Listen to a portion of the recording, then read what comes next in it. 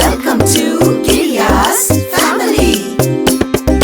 Giriya's family always நம்ம family. அன்புள்ள கிரியஸ், இது நம்ம ஃபேமிலி. தாமிரபரணியை ஆட்சி செய்யும் தங்க மகன் திருநெல்வேலி தொகுதி வெற்றி வேட்பாளர் திரு நயினார் நாகேந்திரன் அவர்களை தாமரை சின்னத்தில் வாக்களித்து அமோக வெற்றி பெற செய்யுங்கள்.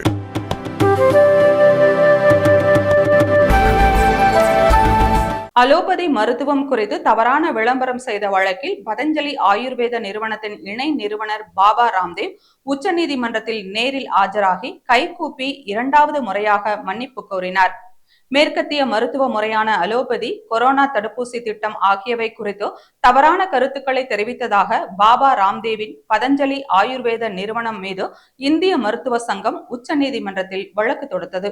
இந்த வழக்கு மீதான விசாரணையின் போது எந்த ஒரு மருத்துவ முறைக்கும் எதிராகவும் கருத்து தெரிவிக்க கூடாது எனவும், மருந்துகள் குறித்த தவறான விளம்பரங்களை வெளியிடக்கூடாது என்றும் பதஞ்சலி நிறுவனத்திற்கு உச்சநீதிமன்றம் உத்தரவிட்டது.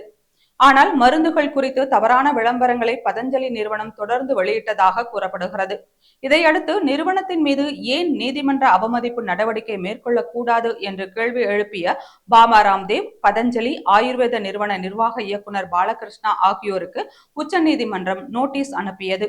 இதையடுத்து உச்சநீதிமன்றத்தில் நேரில் ஆஜரான பாபா ராம்தேவ் மற்றும் பாலகிருஷ்ணா நிபந்தனை அற்ற மன்னிப்பு கோருவதாக தெரிவித்தனர். அவர்களின் மன்னிப்பை ஏற்க மறுத்த நீதிபதிகள், நீங்கள் செய்திருப்பது மிக தீவிரமான நீதிமன்ற அவமதிப்பு செயல்.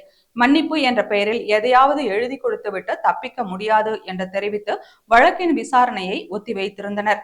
இந்நிலையில் இந்த வழக்கு நீதிபதிகள் ஹீமா கோலி மற்றும் அசானுதீன் அமானுல்லா அமர்வில் மீண்டும் விசாரணைக்கு வந்தது. நீதிமன்றத்தில் ஆஜரான பாபா ராம்தேவ் மற்றும் பாலகிருஷ்ணா நீதிபதிகள் முன்பு கைகூப்பி மன்னிப்பு கோரினர். மேலும் ஊடகங்களிலும் பகிரங்க மன்னிப்பு கேட்டு விளம்பரம் வெளியிட தயார் என்றும் நீதிமன்றத்தில் தெரிவித்தனர்.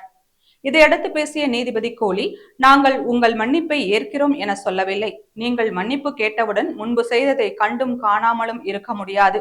உங்களின் மன்னிப்பை பற்றி சிந்திக்கிறோம். நீதிமன்றத்தில் நடப்பது குறித்தும் உத்தரவு குறித்தும் அறியாத அளவுக்கு நீங்கள் அப்பாவி கிடையாது என்று தெரிவித்து வழக்கை அடுத்த வாரம் ஒத்திவைத்தார்.